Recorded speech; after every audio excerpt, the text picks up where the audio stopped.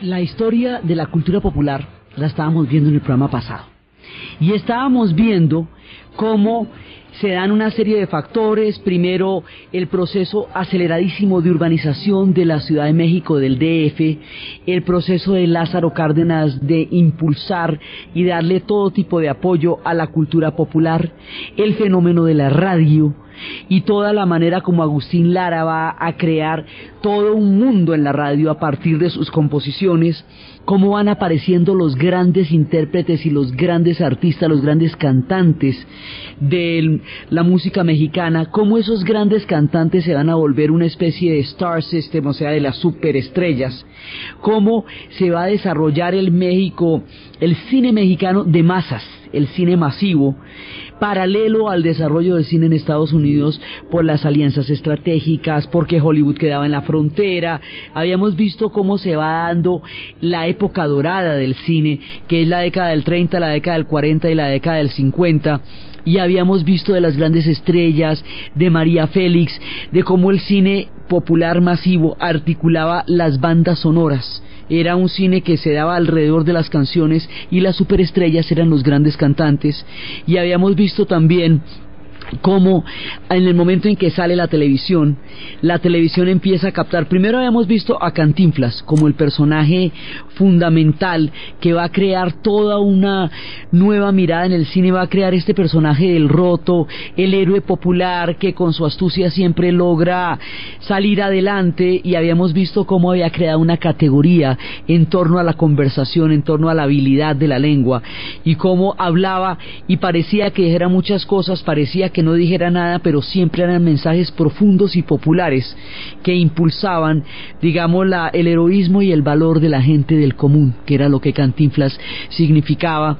Y habíamos visto cómo llega la televisión y cómo la televisión incorpora ya en otro lenguaje y en otro momento personajes como el Chapulín Colorado, y que esos personajes salen también de una mezcla de los diálogos de Cantinflas y de los cómics, y como de los cómics va a salir el Santo, y el Santo va a ser un personaje importantísimo en el cine, también va a ser una gran cantidad de las películas, y va a traer la figura del enmascarado. Y van a salir todos estos héroes de los cómics, entre los cuales estaba también Calimán, el hombre increíble, que fue una radionovela absolutamente exitosa en nuestro país, y donde Erika Krum hacía la voz de Solín, y donde en cada momento de peligro se decía: serenidad y paciencia, amigo Solín, le decía Calimán, el hombre increíble.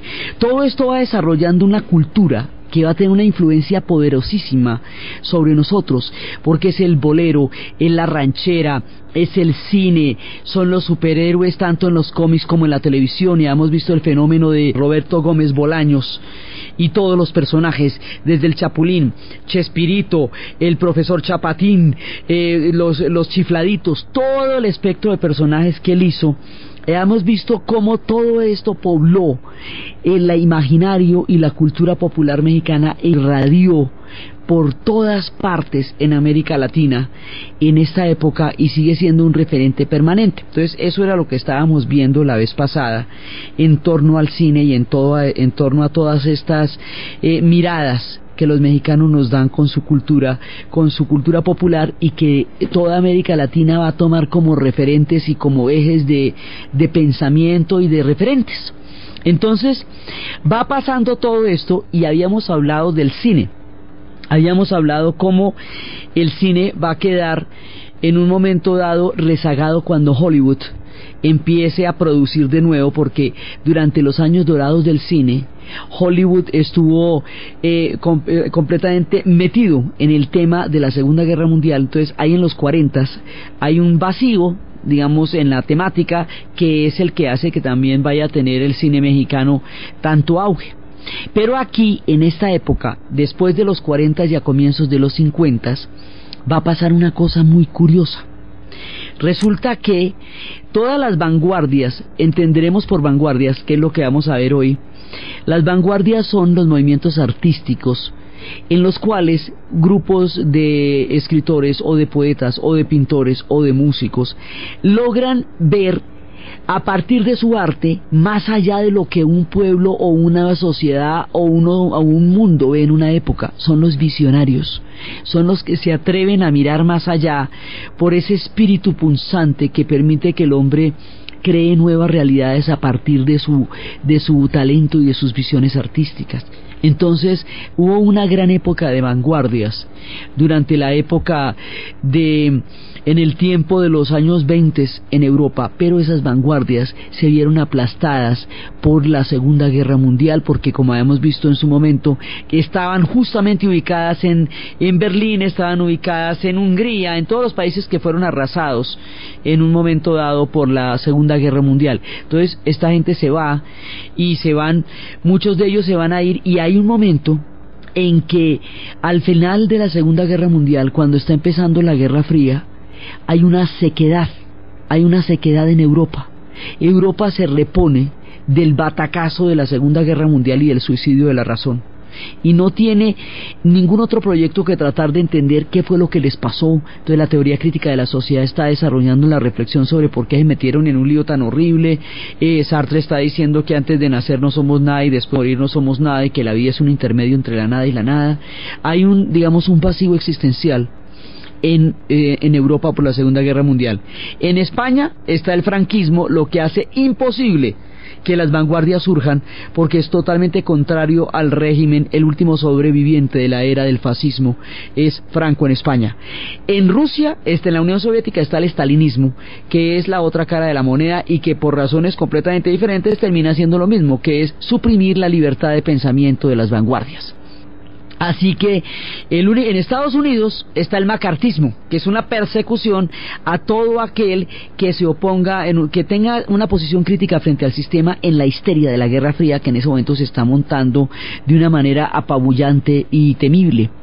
¿Dónde van las vanguardias? ¿Dónde pueden existir? En México. Porque México, por su carácter antifascista, por su espíritu abierto, va a crear las condiciones históricas para que las vanguardias se den. México va a hacer a las vanguardias, a la libertad del pensamiento y a la posibilidad de creación del arte, lo que análogamente hicieron los monjes irlandeses durante el medioevo, que fue guardar toda la cultura occidental en las abadías y en los monasterios, mientras Europa se desbarataba manga por hombro en todo el proceso del medioevo, donde todos los pueblos estaban bajando de los continentes y enfrentándose unos con otros. Entonces, cuando el mundo está bajo las sombras de la posguerra, México mantiene el clima de apertura mental y política para que las vanguardias sean posibles. México hace que las vanguardias existan. Así de poderosa es esa cultura, así de importante ha sido el papel de los mexicanos en la formación de la cultura en el siglo XX y a partir del proceso de la revolución que ellos hicieron. Entonces eso nos va a dar la medida para que todo el mundo vaya a crear a México. México se vuelve como una especie de oasis, como una especie de paraíso de la inteligencia, porque allí se puede pensar y se puede decir lo que se piensa, y eso es uno de los puntos fundamentales que le va a dar todo ese carácter vital que nos va a llevar al cine y que nos va a llevar a la literatura.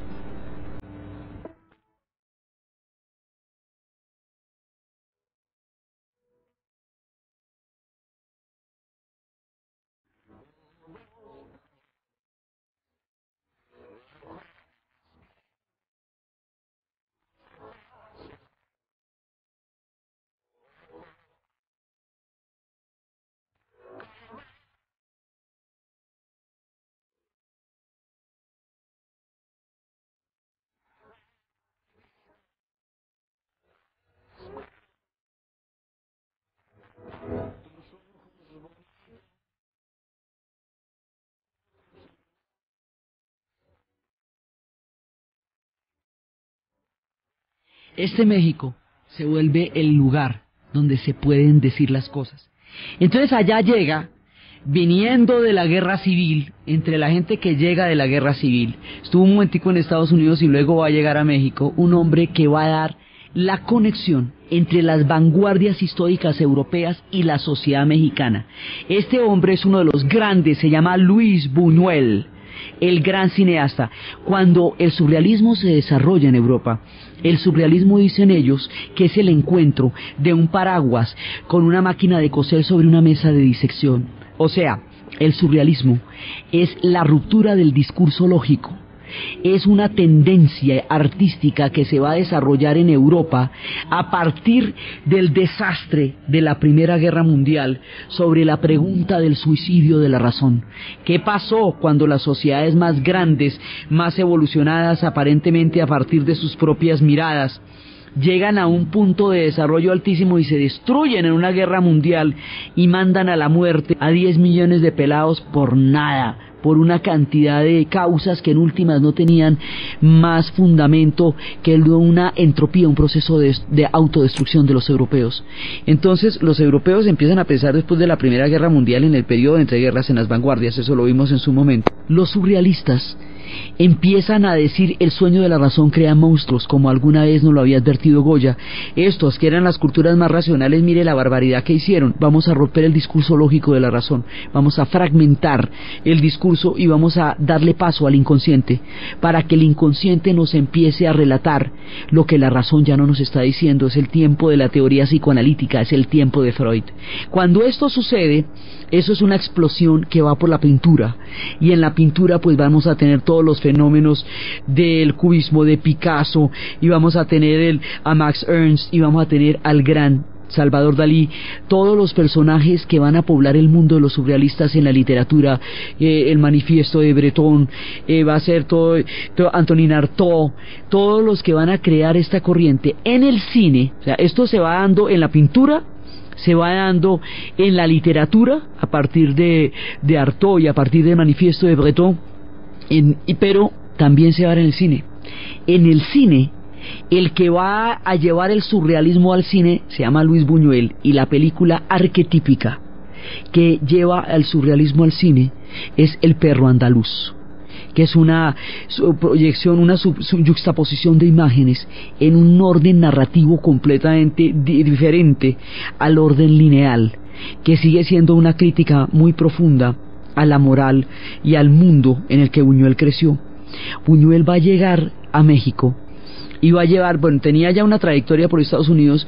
Buñuel va a ser un hombre que va a criticar de una manera contundente la moral de esta España, no solamente de la España franquista, sino de la España de Felipe II, de esa España arcaica, detenida en el tiempo, pasada en valores de hace 500 años, que enmudecía las conciencias e impedía las diferencias.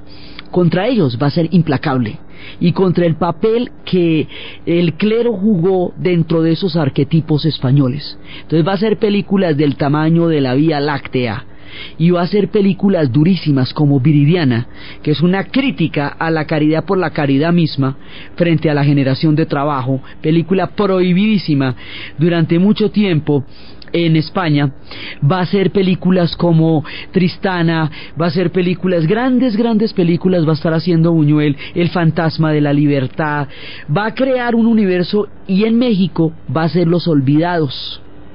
Este personaje, Los Olvidados, que es, digamos, ese México roto del que estamos hablando, esta gente que no tiene chance, que no tiene salida, que está sumergida en las mazmorras de una gran urbe que se los traga a todos, son Los Olvidados de Buñuel.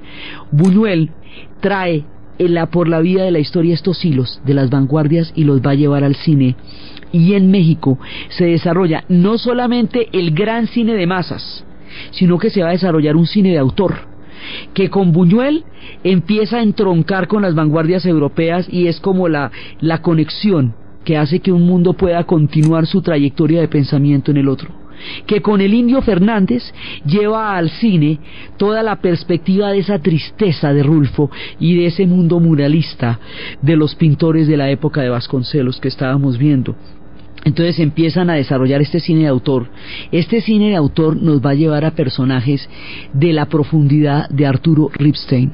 Y Arturo Ripstein va a hacer, entre muchas películas, una basada en una novela de José Donoso. Siempre vamos a tener aquí una conexión permanente entre cine y literatura, que se llama El lugar sin límites. Y El lugar sin límites es una historia aterradora que, vista por los mexicanos, es muy fuerte, porque los mexicanos tienen todo lo que es el arquetipo del charro, el mero macho, el mero. Entonces imagínense, en una cultura donde esto es un valor fundamental, y no es exclusivamente mexicano, esto es latinoamericano, pero estamos hablando en este momento, en este particular caso. Resulta que este es un personaje, se llama Arturo, que llega a un pueblo donde él viene, y allá en el burdel del pueblo hay un personaje que se llama Manuela, que es un travesti. Él va a buscar a Manuela, aparentemente se lía con la japonesa, que es otra chica que trabaja allá, pero su verdadero amor es Manuela. Como es el arquetipo del macho, como es el arquetipo del hombre varón, no puede admitir que está enamorado de Manuela, quien resulta ser un ser humano maravilloso, el ejemplo de la solidaridad, de la tolerancia, una cantidad de valores verdaderamente importantes, y resulta que para probar que no está enamorado de Manuela, termina matándola a patadas junto con sus amigos en un acto demencial de prueba de virilidad que conduce a la más atroz de las violencias. Y la novela, tanto como la película, toma la voz de Sartre, que dice: el infierno son los demás. El maestro Arturo Ripstein va a crear un cine de autor absolutamente punzante, y va a tener personajes macabros y encantadores como la tía Alejandra, que va llenando de una maligna magia y superstición todo el universo que la aterriza. Este personaje va a ser parte del cine mexicano. Ese cine de autor va a continuar finito. El gran cine de masas se nos acaba cuando Hollywood se reactiva después de la Segunda Guerra Mundial y arranca a producir películas a la lata. Ya sale, digamos, de toda la época de la guerra. Entonces, ya con una producción como la de Hollywood a todo vapor, el cine masivo mexicano no puede competir. Ahí ya no puede competir, y con la llegada del color se hacen costosísimos los insumos de producción. Ya las últimas producciones de cine masivo ya son hechas en Estados Unidos, que es el caso del Niño y el Toro, que es una historia en México, es una historia mexicana, pero ya es producida por norteamericanos, que es la famosa historia del niño y Gitano el Toro, que lo van a indultar, y él va donde el presidente, donde Benito Juárez, todo para que le perdone al toro hasta que se lo perdonan. Pero esto ya digamos son coproducciones.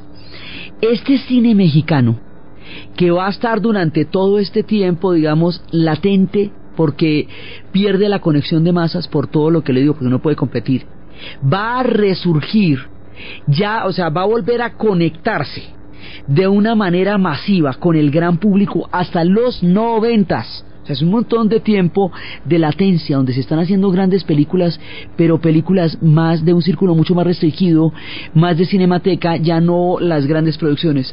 Entonces, ellos vuelven a repuntar con el fenómeno de Laura Esquivel y Alfonso Arau en una película que es basada en la novela de Laura Esquivel, que se llama Como agua para el chocolate. Y esa es una película que en el cine lleva una manera totalmente distinta de narrar, y en la literatura empieza un proceso que son las voces femeninas. Es la historia de una mujer que al lado de su madre no se puede casar porque, como es la menor de las hijas, tiene que cuidarla cuando muera, y ella se enamora profundamente de Pedro y no se puede casar porque está atada a una ley terrible que le imponen a ella. Esto a través de las comidas, a través de las cocinas, a través de la manera como ella logra, por medio de las recetas, mostrar lo que siente en su alma. Cuando Tita sintió los ojos de Pedro por primera vez sobre ella, supo exactamente lo que sentía la harina, la masa de harina en contacto con el aceite hirviendo.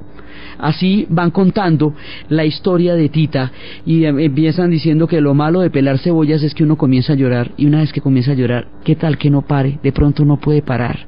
Y todas las historias de las codornices en pétalos de rosas que encienden el deseo de todos los comensales, porque todas las recetas empiezan a desarrollar los sentimientos de Tita. Es la única manera como se expresa, así que en cada plato está su corazón, y todo el mundo siente lo que Tita está sintiendo, la tristeza, la alegría, el deseo, el anhelo, y esto va a ser una nueva mirada del cine.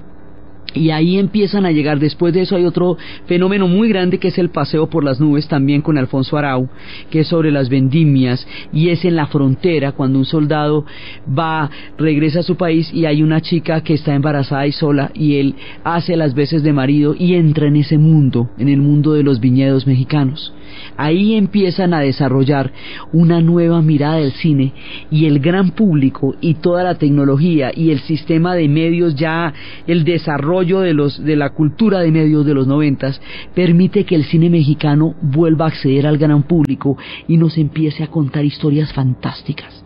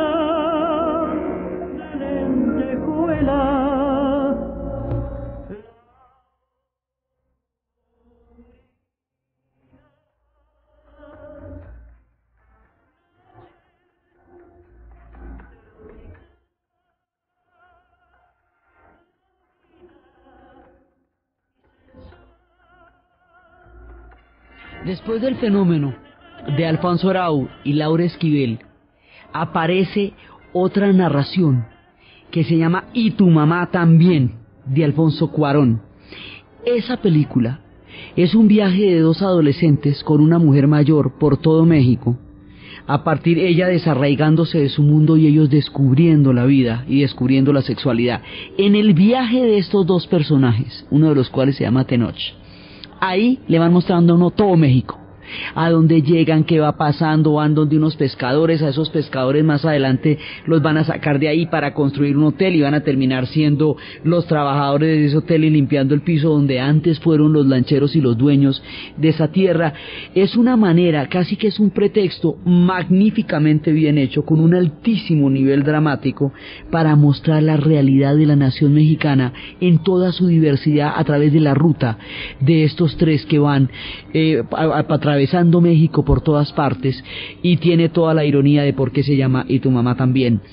Entonces, porque siempre tiene juegos de provocación y prohibición que permanentemente están presentes en los elementos de la película. Entonces aquí ya empieza el cine otra vez a conectarse, y después ya viene la gran trilogía. Hay muchos más directores, pero estamos, digamos, siguiendo una línea. Viene la gran trilogía, que en este momento ya lleva los Óscares, o sea, toda la trayectoria del cine que van haciendo los mexicanos desde la época de Tintán, desde Viruta y Capulina, desde Cantinflas, desde María Félix, de todo ese cine. Y todo el cine de autor que va corriendo por las vanguardias, que es el de Ripstein, todo esto nos va a llevar a un punto narrativo fantástico, que es que el que tienen hoy día. Ahora, en la última entrega de los Óscares, ellos empiezan a aparecer con películas colosales. La trilogía que empezó Alejandro González Iñárritu, que va desde Los Amores Perros, 21 gramos, y ahora Babel, toma una cantidad de problemáticas a través de historias entrelazadas, desde miserias de ciudad terribles como las de Amores Perros hasta un mundo globalizado enfrentado a fuerzas terribles, donde los mexicanos tienen una suerte completamente adversa en la frontera, como el caso de La Mexicana, donde los marroquíes pueden ser víctimas en cualquier momento de la guerra antiterrorista que les puede caer encima y aplastarlos y destruir sus vidas sin que ellos tengan arte ni parte en eso, donde los japoneses se ven inundados de una profunda soledad, donde los americanos no encuentran el camino, pero donde al final de la película queda claro que los que marcan calavera y los que llevan del bulto son los pobres, porque los que peor terminan son los marroquíes y la mexicana, esos sí están llevados. Los otros tienen unos dramas existenciales terribles, pero finalmente se salvan y finalmente llegan a sociedades donde tienen un cierto nivel de seguridad. Los demás llevan, y eso también lo va a mostrar Babel en una película punzante, durísima. Y la última película, la más reciente, digamos, que también estuvo en esta entrega de Óscar, fuera del Hijo del Hombre, que es una gran película sobre la migración, va a ser El Laberinto del Fauno. Y El Laberinto del Fauno toma un tema que está completamente metido en el alma mexicana, y ya lo hemos señalado a lo largo de esta historia: la Guerra Civil Española. Buñuel nos inicia este camino de las vanguardias que nos va a conectar con el cine. Y El Laberinto del Fauno nos lleva a su más reciente producción, una producción de Guillermo del Toro, donde se realiza con igual fervor, dramatismo, intensidad, sufrimiento, el mundo histórico y político de la guerra civil y los republicanos derrotados huyendo en las montañas a merced de un tirano, de los que ganó, del nacionalismo que somete a la población. Y un mundo mágico que es el que recorre la protagonista, un mundo mágico subterráneo que es el del Laberinto del Fauno, tan terrible, tan peligroso, tan injusto como es el mundo político donde ella vive afuera. Es una sin salida entre la magia y la política, que en última se resuelve por la magia, pero que deja mucho dolor en su estela. La Guerra Civil Española está siempre presente en el mundo de los mexicanos porque su influencia sobre México es colosal. Entonces, el cine nos está relatando en este momento procesos cumbres. Son los mexicanos los que nos están contando historias verdaderamente importantes, profundas, contundentes, historias que nos revelan toda la dimensión de la tragedia y de la oscuridad de la época en la que estamos viviendo, a través de realidades muchas veces particulares de México o universales, como en el caso de Babel. Allá las vanguardias han sobrevivido lo suficiente para volver a decirnos cosas que nos ilustren los tiempos más oscuros, como son los que estamos viviendo en estas épocas. Entonces, eso por el lado de cine. Por el lado de la literatura, esto sí que se va a poner bueno, porque esta gente va a tener una presencia universal en las letras por la misma vía de las vanguardias que han ido salvando el pensamiento a lo largo de la historia de México.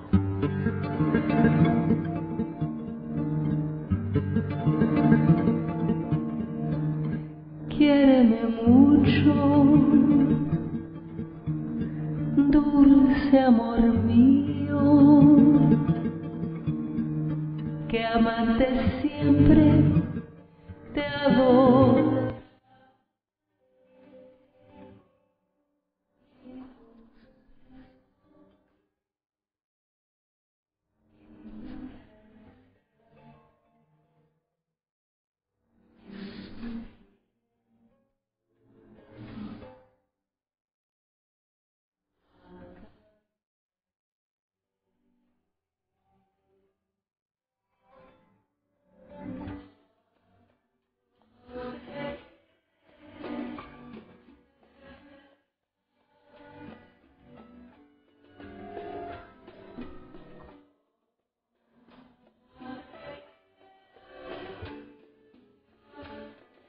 Aquí, en este momento, de nuestro relato de las vanguardias y del papel tan importante que México ha jugado en la libertad y en la expresión de todas estas formas artísticas que son las visiones que tienen los pueblos de su propia época y que logran anticipar o por lo menos interpretar las más profundas realidades. Aquí va a aparecer un fenómeno de la literatura que nos va a definir ante el mundo.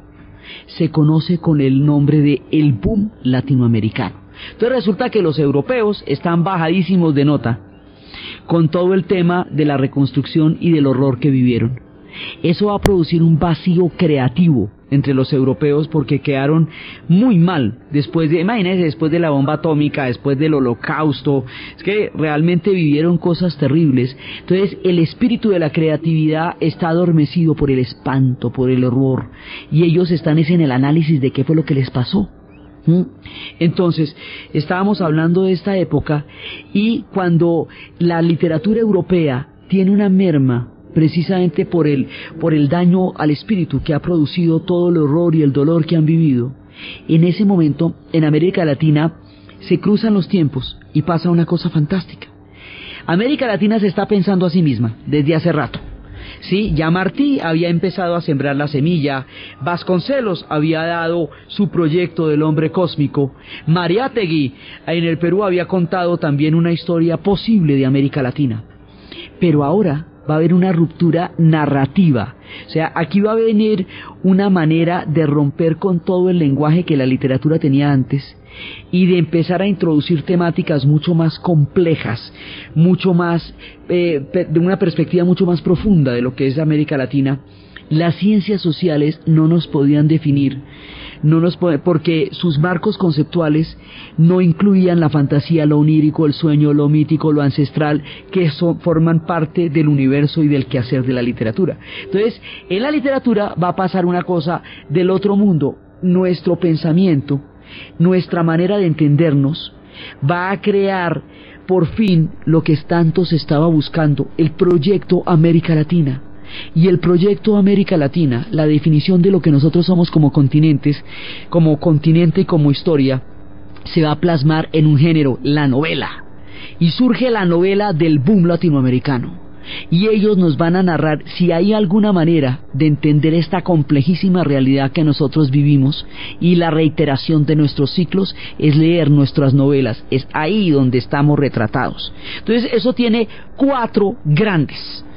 Sí, básicamente, bueno, Rulfo, el maestro Rulfo del cual hemos estado hablando y lo tuvimos con su voz, con su tristeza, con su profundidad, con su obra única e irrepetible. Pero luego vienen los personajes que van a ser, digamos, como las estrellas más visibles en un primer momento, que es Julio Cortázar de Argentina con la novela de Rayuela, que rompe el relato y hace una novela que se puede leer de varias maneras. Se puede leer por capítulos en desorden, en órdenes distintos, y hace una estructura narrativa completamente nueva, y en los cuentos hace cosas completamente diferentes, totalmente distintas, con un lenguaje aparentemente asequible, pero muy elaborado, pero a la vez muy fácil, pero a la vez muy fresco, pero a la vez maravilloso, el que es capaz de sorprendernos en diferentes planos, Julio Cortázar. Por el otro lado, por el Perú, Mario Vargas Llosa, La ciudad y los perros, y cuenta los horrores que pasan en una academia de cadetes que están representados por el sistema valorativo tan torcido que tiene la sociedad peruana en ese momento, y cómo los entrenan para cosas terribles a partir del sistema de valores que en ese momento está regiendo. Y esto también tiene una cantidad de variaciones en el relato que se va desde La ciudad de los perros hasta las conversaciones en la catedral, donde se manejan tiempos diferentes, se rompen los relatos, se manejan tiempos diferentes, se abordan problemáticas profundas, lastimosas, dolorosas, pero claras de lo que nosotros somos. Eso es Mario Vargas Llosa por el Perú.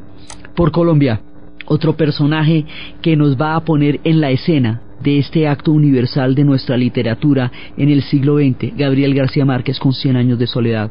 100 años de soledad se revela como una mirada mágica del realismo mágico que por primera vez se acerca a interpretarnos en nuestra complejidad, en nuestra fantasía, en nuestra brutalidad, en nuestra poesía, en nuestros sueños, en nuestras esperanzas, en nuestro humor, en toda una condición histórica complejísima que es la que nosotros vivimos, retratada de una manera perfecta, con una circularidad impecable, que no le sobra absolutamente nada, que como modelo literario es una joya, es un arte total, no hay una palabra que le sobre, es perfecta. 100 años de soledad.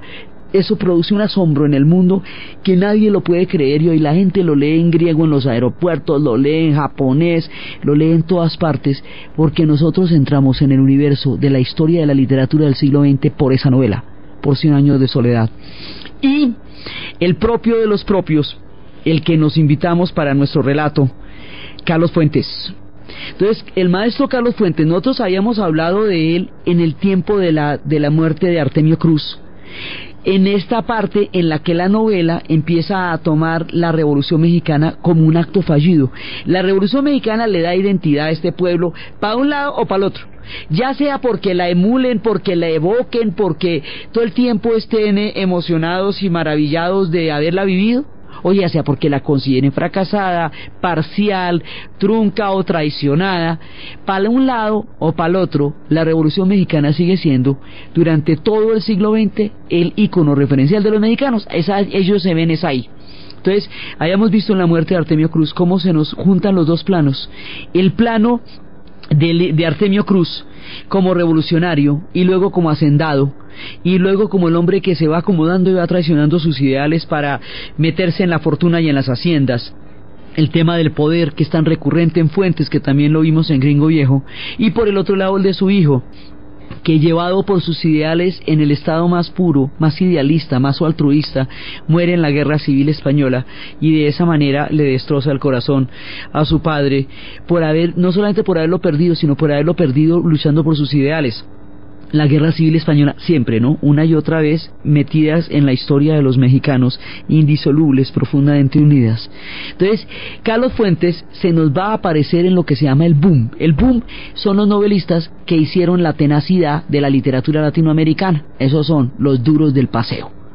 Entonces, no solamente por lo que ellos hicieron, sino por lo que despierta, porque ellos, estos cuatro, son los que van a dar, van a hacer las grandes rupturas literarias, pero también, a partir de toda la atención y la fama que atraen, van a ser visibles otros personajes, como Alejo Carpentier de Cuba, como Borges, como el gran Jorge Luis Borges de Argentina. Van a ser posible como Onetti, que se había adelantado al boom 20 años con la novela, pero aquí ya con El Pozo, pero aquí ya esto se vuelve un movimiento literario. Nunca las vanguardias son en vano, nunca las ideas se pierden en el tiempo.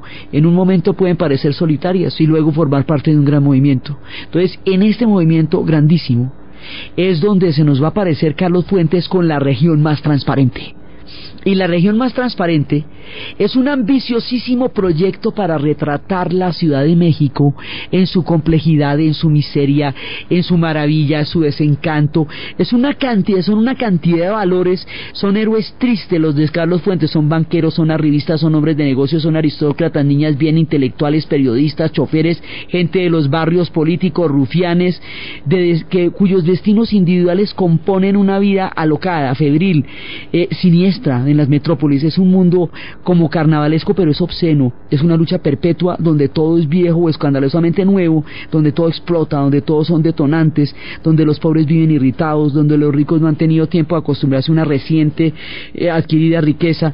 Un mundo que asiste al desplome incesante de las épocas, la seguridad de las morales, los valores antiguos, y asiste sin lograr asimilar de ninguna manera los nuevos seres, los nuevos asaltos de las ideas y las nuevas violencias. Una sociedad que se hace y se deshace como en un hervidero, como en un podridero de una lucha sin cuartel, de una sociedad que no se asienta ni se halla ni halla su acomodo, y donde todas las armas, todas las trampas, todas las mentiras son buenas para sobrevivir. Y estamos hablando del DF, ¿cómo le parece? Entonces, resulta que Carlos Fuentes hace una mirada macro, a través de toda la problemática febril, compleja, heterogénea y dura que es Ciudad de México, en la región más transparente. Y esta novela se vuelve un arquetipo del boom y nos lleva al delirio y a la locura de lo que ellos son y de lo que nosotros somos, porque esto nos universaliza de tal manera que nos ayuda a entendernos en nuestra desazón, en nuestra complejidad, y de esa manera vamos a escuchar de la voz del maestro Carlos Fuentes la lectura del último capítulo de La región más transparente en su febril mirada sobre este hecho de ser latinoamericano. Dueños de la noche, porque en ella soñamos. Dueños de la vida, porque sabemos que no hay sino un largo fracaso que se cumple en prepararla y gastarla para el fin. Corazón de corolas, te abriste, solo tú no necesitas hablar, todo, menos la voz, nos habla. No tienes memoria, porque todo vive al mismo tiempo. Tus partos son tan largos como el sol, tan breves como los gajos de un reloj frutal. Has aprendido a nacer a diario para darte cuenta de tu muerte nocturna. ¿Cómo entenderías una cosa sin la otra? ¿Cómo entenderías a un héroe vivo? El cuchillo de jade es largo y la noche te lo entregó con una boca sangrante y desdentada. ¿Cómo puedes rechazar las súplicas de la noche que son los ruegos de tu imagen? Largo es el cuchillo, cercanos los corazones, pronto el sacrificio que otorgas sin caridad, sin furia, veloz y negro, porque te lo pides a ti mismo, porque tú quisieras ser ese pecho herido, ese corazón levantado. Mátalo en la primavera de resurrecciones, la primavera eterna que no te permite contar las canas, las otras caricias, las señales, los tránsitos. Mata a ese, igual a sí mismo, que eres tú. Mátalo antes de que pueda hablar, porque el día que oigas su voz no la podrás resistir, sentirás odio y vergüenza y querrás vivir para él, que no eres tú, que no tienes nombre. Mátalo y creerás en él, mátalo y tendrás tu héroe.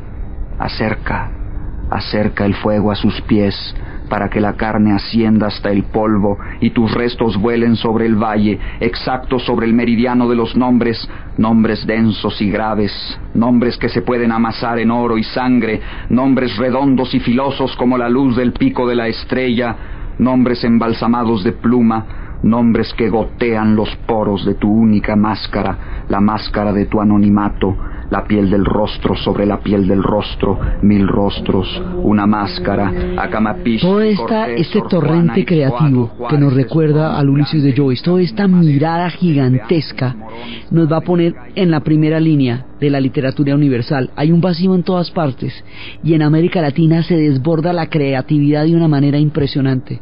Entonces, Carlos Fuentes entra al boom por la puerta grande con La región más transparente y empiezan a darse una cantidad de novelas y empieza a aparecer un montón de gente por todos lados. Digamos, estos son como los más grandes, pero hay un torrente creativo que no se va a detener. Inclusive hay quienes dicen que esta gente logró unos picos narrativos tan grandes que después ya era casi imposible emular semejantes cumbres del pensamiento y de la creación que se dieron en el boom latinoamericano. Entonces el boom se llama así porque es una explosión de creatividad literaria que se expresó fundamentalmente a través de la novela y que nos sacó de los tiempos costumbristas que antes era nuestra novela, nuestra literatura.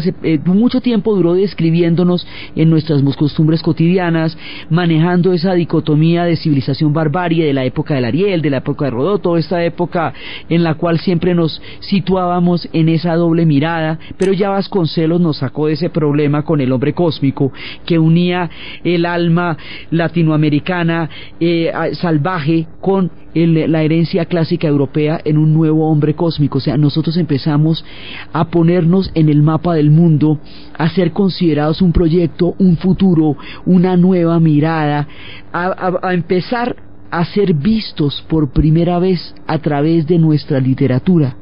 Y es cuando llegamos a ser verdaderamente grandes, y aquí está metido todo el mundo. Está metido Lezama Lima en Cuba, está metido, mucha narración va a llegar en esta época. Están los grandes poetas, y entre los grandes poetas que también están en esta época hay dos colosales en México, pero colosales. Uno es Octavio Paz. Octavio Paz es todoterreno. Octavio Paz está en todas las circunstancias, en el ensayo, en la poesía, en todo. Es un ser verdaderamente universal que es capaz de entender la magnificencia en la creación literaria de toda la cultura tan compleja que tiene.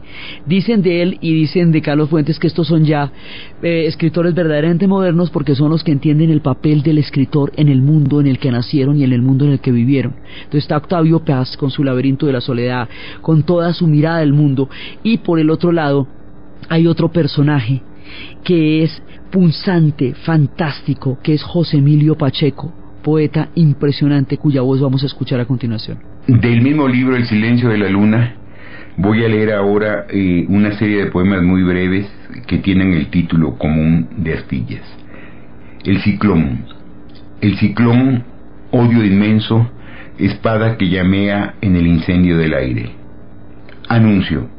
Llueve el viento en las frondas, no cae el agua, vibra su eco en la sombra. Retratos. Nada fija el instante, en el retrato se mueren más los muertos. Parque México.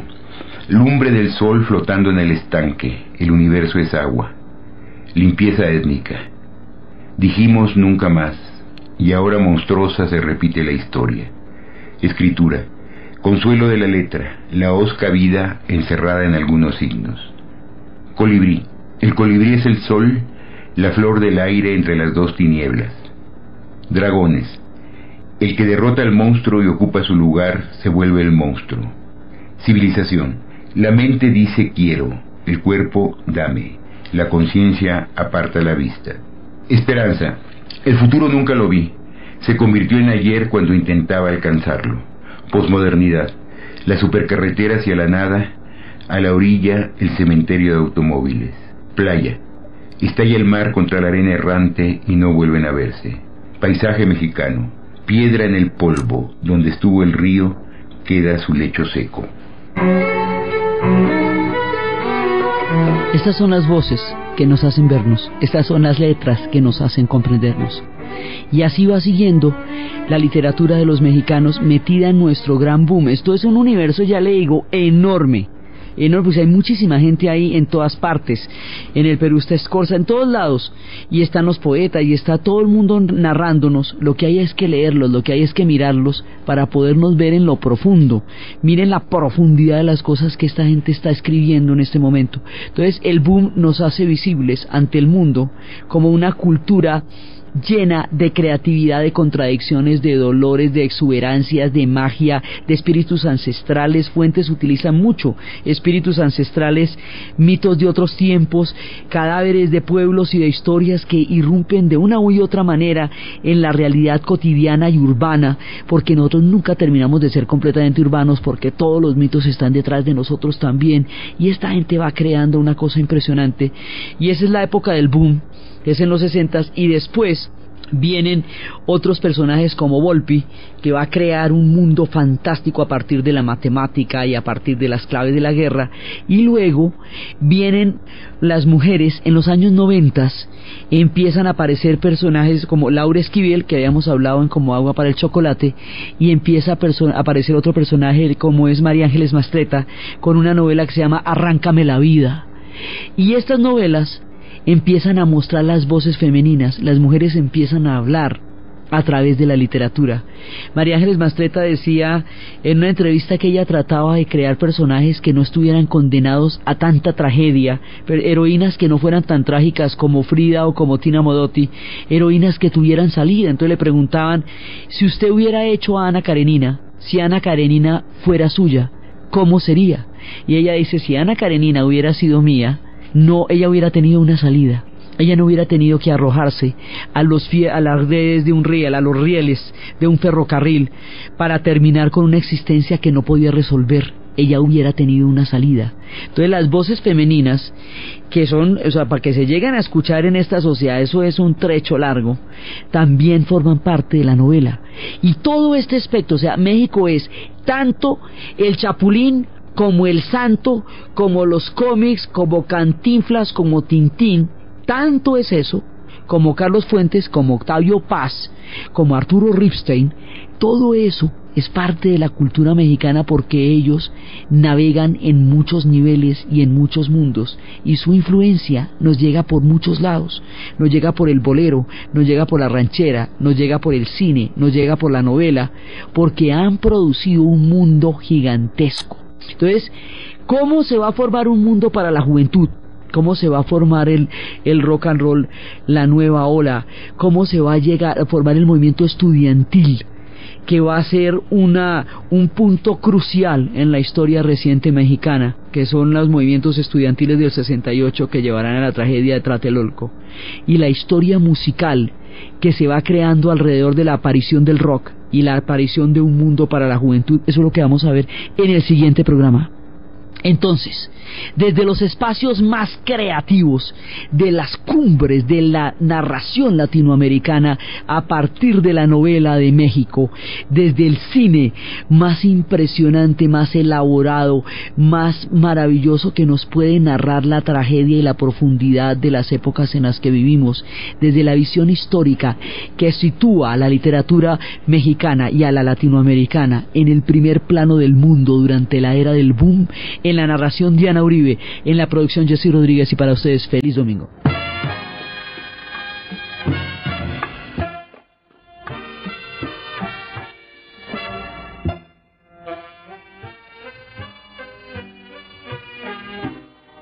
Llévatela, si al fin y al cabo piensa mucho en ti,